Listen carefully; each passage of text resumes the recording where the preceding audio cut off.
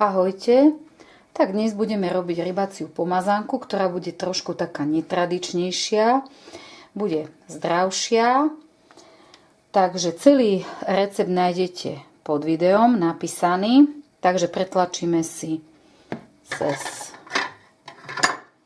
takúto mrežku vajíčka,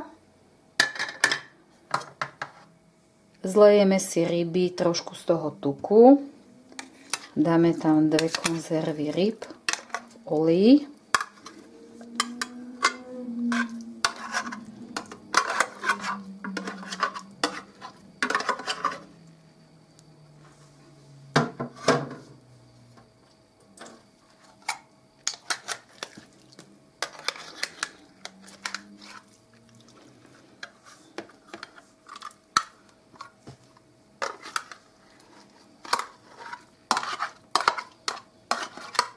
Takže 6 vajíčok, 2 takéto ryby v oleji, 1 celú floru maslo,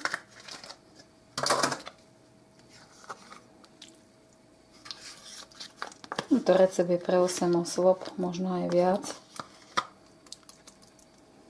takže takto 1 floru.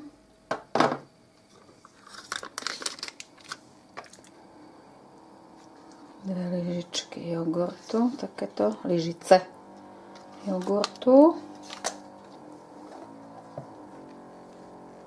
Osolíme podľa chutí.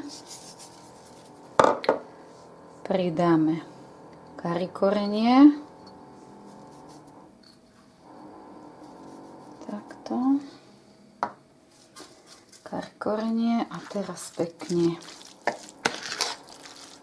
rozmiešame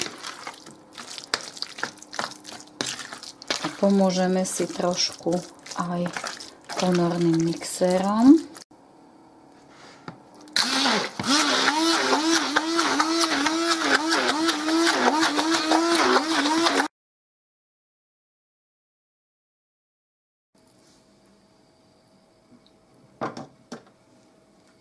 Takže pomazánku sme si pomocou ponorného mixera rozmiešali.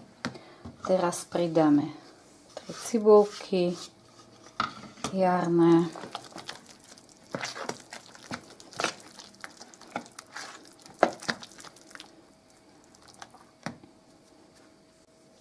pretlačíme 2 strupčeky cesnaku,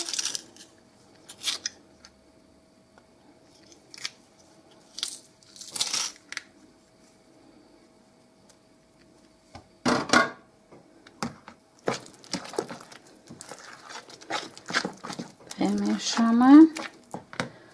No a ja tam pridávam ešte zmes takýchto zrniečok. Je tam slnečnicové semienko, tekvicové, vlašský orech a trošku ovsených vločiek. To tam všetko vysypeme asi za takej polmisky.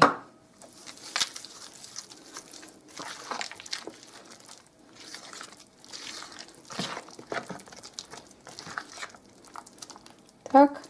A môžeme dávať na chlebík. Pomazánku máme hotovú. Natrieme na chlebík a ozdobíme. Najlepšie je, keď si urobíte deň vopred, že trošku stuhne. Takže môžete ju dať ešte do chladničky. Dobrú chuť.